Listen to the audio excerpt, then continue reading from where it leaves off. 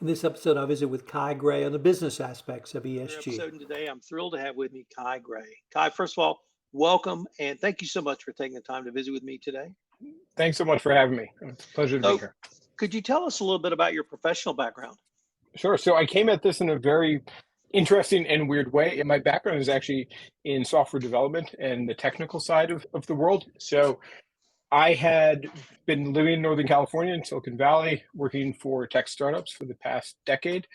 And my last company, we sold it to a very large multinational. And as I was approaching my earnout period where I was really looking for the next thing to do, it I really spent a lot of time thinking about what was meaningful to me, what I really wanted to do. What I came to realize was that it was not building more servers and more software necessarily for the sake of more software. It was doing something where I was proud of what I was doing and that I felt like I was contributing to a better something. And I wasn't sure what that something was, but it was that I needed to have that feeling. And we were going through the period, this is 2019. So there was a lot of things going on. There were riots in the street, the skies were turning orange from Oregon wildfires, and you had COVID going on, the Me Too movement. There was just a lot of things going on. And I just felt like the time was right for me to pursue something that helped in any of those directions. Climate change was definitely top of mind, but it was really like the world's going through a unique change right now. I would like to help in some way. And I'm always very hesitant to say I want to change the world. I think that's a very bold statement, but there's certainly the notion of I want to contribute to that, to some betterment of that. And so I knew nothing about ESG at the time. I was truly uninitiated. And it just so happens that one of my younger brothers had done his PhD at Oxford 15 or 17 years ago in corporate social responsibility and was extremely well versed and an expert in ESG. And he and I spent a lot of time on the phone talking about it. And I thought, boy, this is a really interesting thing that not a lot of people know about. 4 years ago, ESG was not a mainstream topic at all. This was a sort of a purely academic conversation. What was interesting was that there was a lot of data around ESG. A lot of data had been amassed over many years. So ESG wasn't new, but it certainly wasn't mainstream the way it is today. And it was by no means was it a political topic. And so I became very interested in ESG from the data side, that there were multiple data sources collecting this information on public companies, and most people didn't know about it. And so that was my first introduction to it. And with my brother, he and I started Motive 4 years ago with this idea that we were going to build software, and it was going to be designed to help companies with basically managing ESG data, whatever that meant to them. And there was a lot of different things. And so that's how I came to where I am today, but a very orthogonal path, let's say. So, you brought us up to 2019. What is your current role today? Today, I am the CEO of Motive. So, tell us about Motive. Did you Sure. guys decide to found? So it's a great question. The first thing was this idea that there's got to be a pony in here somewhere, right? There's so much data and there's so much confusion around it.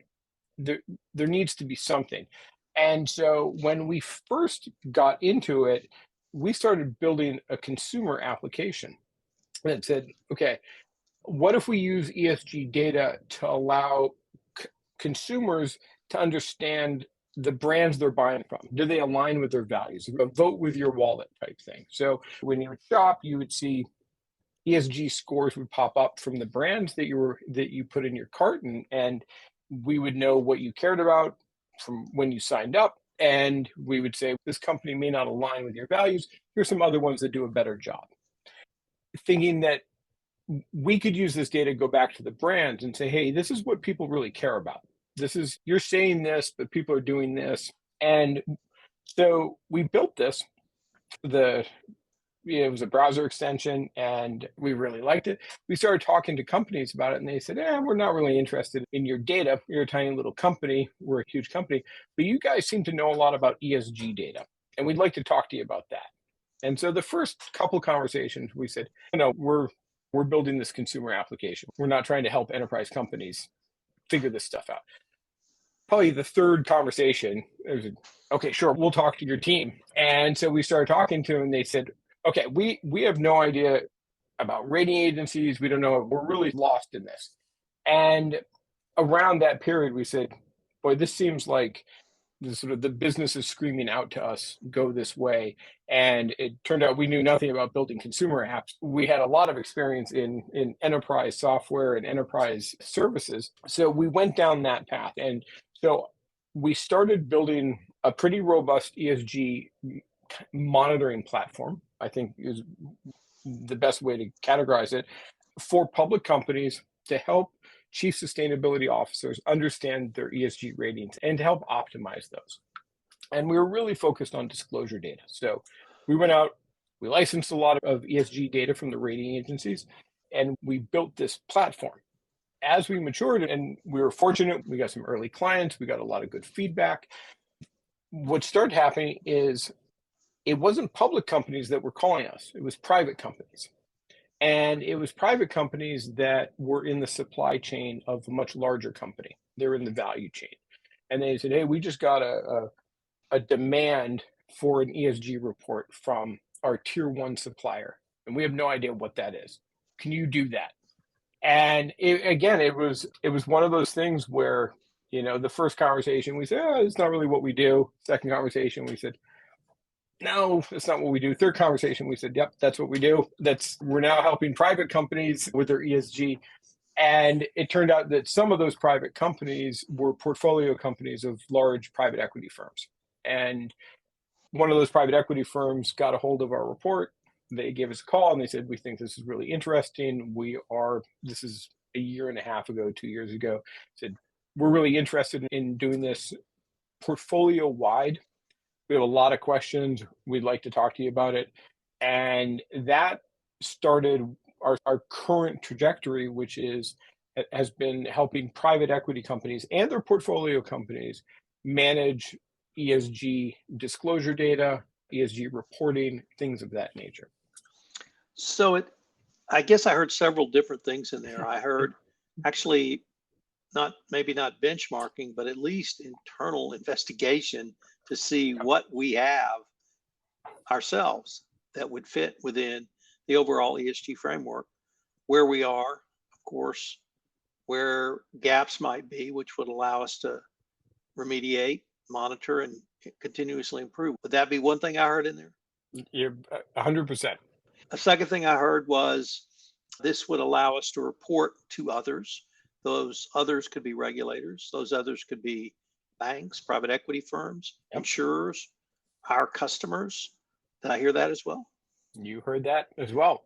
Then I heard a database of information that a potential investor, whether that be a bank loaning money, whether that be an insurance company wanting or looking at potentially insuring a customer, shareholder, someone like you or I, or a private equity firm, would have a standardized measure that they could look at a variety of companies, and if they wanted to take a deep dive into one company to evaluate it from that perspective. Yeah, that's right. This is precisely, and I think that as you've observed, this is the reason why for our corporate clients, I would say half of them, ESG is being led by the compliance department, and which makes this a very interesting sort of intersection of topics. Before I get to the compliance intersection, I want to explore one other. I come out of an anti-corruption compliance world. And in the anti-corruption compliance world, there was a very large amount of enforcement actions in the first decade of this year, centered in the energy industry. So of course the regulators did their thing and brought prosecutions, fines and penalties, etc. But my observation was the business response was that energy companies said, if you want to do business with us as a supplier, as a customer, or as a sales agent, you have to have a compliance program. So it literally drove compliance all the way through the supply chain. And that's what really made the difference. It was the business requirement that to do business, you had to have a compliance program. I am seeing something similar to that in ESG, which is because there are no standards yet in the United States, there are in EU and the UK. Yeah. It's businesses who are demanding this information. Is that what you were seeing in your market? Yeah. And that's what's driving our corporate customers to call us. Like I said, when private companies reach out to us, it's not because they're beholden to external investors, right? They're not public companies, they're private companies, and they're focused on their business. And so we very much look at ESG as a business driver as opposed to an overhead, because we think that when you have a good ESG program, you open up the opportunities to your business. And so one of our very first corporate clients was a very large company that serviced one of the big energy companies, big oil and gas companies. And they called and said, they're our main customer and we can't bid on their projects anymore unless we have an ESG report. And they were $1 billion company, right? They had 3,000 employees and they were absolutely going to do this, right? That wasn't a question. This was now a mandatory thing. It wasn't a nice to have. And so I think what you're seeing now is you're seeing the very large customers, the enterprise customers who have well-defined ESG metrics and programs are driving this down through their supply chain. And the first stop was their sort of tier 1 suppliers, then the tier 2 suppliers, and it's getting to I'll call them the mom and pop suppliers.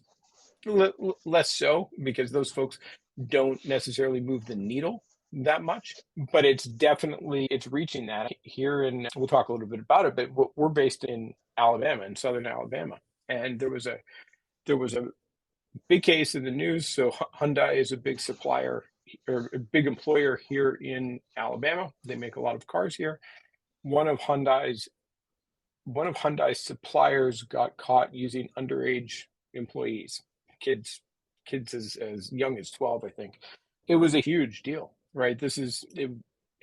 You can bet now that there's no more bring your kids to work days at Hyundai suppliers, right? Hyundai cut that supplier and has just gone on a sort of a rampage with their supply chain to make sure that never happens again, right? They don't want to end up on the front page of anything except for most car sales. And so I think that we're seeing companies being driven to do this for business reasons, less from regulatory reasons right now. But I think some companies are anticipating the regulatory issues, and so they're getting into it now because of that. But we're closely monitoring DoD, GOA, NASA provisions that are starting to demand this of certain suppliers. So it's really just going in many different directions, but it's touching all businesses. And certainly for our private equity clients, they're doing, and that's a universe of people that are solely focused on return on investment. They're interested in ESG because their investors are usually large asset managers. Certainly the larger private equity firms have large institutional investors that care about this, and particularly the European institutional investors who are demanding this. And so private equity firms who want to raise money from European asset managers they're integrating ESG into their investment evaluations. Let's turn to the intersection of ESG and compliance that you've observed. You mentioned that often you're talking to a compliance officer or compliance comes up. Could you tell us about those conversations? Sure. Yeah, I think that ESG has more in common with compliance than any other corporate group. So what's interesting is I have a similar conversation with CPAs, with legal folks within companies. I would say that it's split maybe evenly across those groups, and all of them have this their perspective is this isn't our domain. We should own this, quote unquote, from a corporate perspective. But compliance is the area where it's most aligned because at the heart of ESG, it's around disclosure information, right? It's around transparency and reporting, which disclosure, transparency, reporting are all sort of key compliance terms more than anything else. And so we end up working with compliance officers. I think they understand ESG better than the other groups because they're very used to the idea of reporting. They're very used to the idea of complying with these things and making sure there's a framework and an auditable monitoring, metric gathering, those types of things, which are really at the heart of ESG. And it's always, when we're talking to compliance people, it's a very easy conversation, right? They understand the nuts and bolts of what ESG is, as opposed to maybe the marketing folks, right? Who see it as something very different. ESG is still new enough in the world that it's not yet, hasn't found a home in the corporate landscape yet. But my personal opinion is that it lives in the compliance arena, whether that's the compliance officer. I think it is, I can't say for sure, but that's where I feel like ESG has a natural fit. Is ESG redefining the role of compliance or perhaps influencing the role of compliance? I think it's influencing it. I certainly see ESG as expanding the role of compliance. Maybe that's a better term, is expanding it because you're talking to a different group of people or an extended group of people. You're now talking to external stakeholders and incorporating their feedback into evaluations. I think that it's not, it's different in that it's ESG is considered a non-financial metric or an extra financial metric. So it's not dealing with finance or ethics per se, but I believe that we're going to end up in a situation where ESG has a SOC 2 nature to it. You can't lie. Like that's where I think that compliance is absolutely going to intersect with ESG. And we're seeing this in the EU, where greenwashing now has punitive penalties associated with it. In the US, we don't. And we're probably a few years away from that. But I think as ESG matures, becomes better understood, there is going to be the SEC. Every year, there's more and more discussion around ESG at the SEC level, where you can't misrepresent what you say in your ESG reports. And I also think ESG is headed towards an integrated report with financials, which is going to land squarely in the compliance world. And so I think for compliance people, understanding how ESG works becomes a critical part of the job. I see ESG as essentially a business process. And that business process is not that businesses weren't looking at components in the E, in the S, and the G before, but you generally did not have one person or group, if it's a committee, overseeing all of those. And by having one person or group oversee all of those, you can have a better strategic plan around your overall risk management. Do you find that to be a fair assessment, or do you see ESG in another light? No, I think that's fair. I would say that the good and the bad of ESG is it's a very broad set of metrics, right? We track as a company, we track close to 200 different metrics within the ES and G. And, that for any company, there's very few organizations in a company that have that breadth of topics that they touch on all of those things, right? From community engagement all the way to financial reporting, to board level activity, to diversity and HR component. And so I think that companies, I don't, we see companies taking different paths right now. The person who ultimately owns ESG and manages it has to be fairly well versed across the company, right? Because you're going to touch a lot of things. And this is what makes it challenging. It's also what makes it particularly exciting because it's a very unique view of companies. Because again, I can't think of another role that has quite the breadth of that. It's also what leads every group to feel like it belongs with them. So CFOs say, hey, no, ends up in our financial reports. It needs to be with us. Marketing says, no, we issue a public report every year.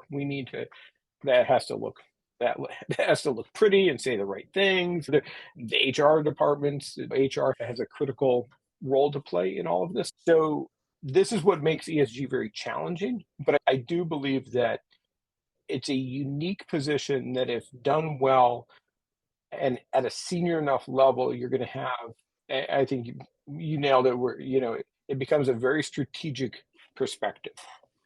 Let me ask you to turn and look down the road to 2030 and beyond. You see a continued growth and expansion of the reporting or something different? I think there'll be a growth in reporting. Like I said, I think we're headed towards an integrated report. Some of the bigger companies, Coca-Cola issues one, I think Dell issues one. This is becoming, and those are just two examples of many that are now integrating their ESG report into their annual reports. I think that's the big change that we're going to see. And once that happens, I think it opens up new challenges, new opportunities. It adds weight to ESG when you start to add it into your financials. So that's the big thing that's coming. I also think that we're headed towards a lot of the regulatory landscape is going to change pretty radically over the next 5 years, 7. I mean, by 2030, I think it's going to be very different than what we have right now. In the US, it's very much a voluntary based process. Like I said, the EU is, I always think it's 5 years ahead. Maybe it's 3 years, 10 years. I'm not quite sure, but it's definitely, they've adopted it. It's a much more serious thing in the EU. There's a lot of sort of governing bodies around this. I think we're going to end up adopting more of an EU regulatory framework over the next 5 years here in the US. And I think we're going to see more and more in the ESG world, we're going to see more and more analytics and more data providers similar to us in a way, but providing new and different types of analytics into ESG. I don't know that ESG ratings are going to have the same impact that they have today. In the ESG world, there's reporting and frameworks and then there's the ESG rating industry, which is just like a consumer credit industry. You have all the major players, S&P, Bloomberg, Moody's, everyone issuing ratings. They're not well understood. They're very intentionally murky. I could see their impact being diminished over the next 10 years. Guy, unfortunately, we are near the end of our time for this episode. But before we leave, I wanted to ask if our listeners wanted any more information on yourself or any of the topics we've touched on or motif, what would be the best place or places for them to go? Sure. I think the best stop is our website, just www.esgmotive.com, all one word, ESG Motive. And certainly any of your listeners feel free to reach out to me. It's just Kai, Kai, at esgmotive.com. I'd be happy to talk to anyone who has further questions. It's a topic I can obviously talk about all day long. Kai, I wanted to thank you again for taking the time to visit with me, and I hope we can continue this conversation. Yeah, this is wonderful. Thank you for having me. This is Tom Fox again. Thanks so much for listening to this episode of the ESG Report. If you've enjoyed this episode, I hope you'll subscribe, rate, and review wherever great podcasts are listened to. The ESG Report is a production of the Compliance Podcast Network.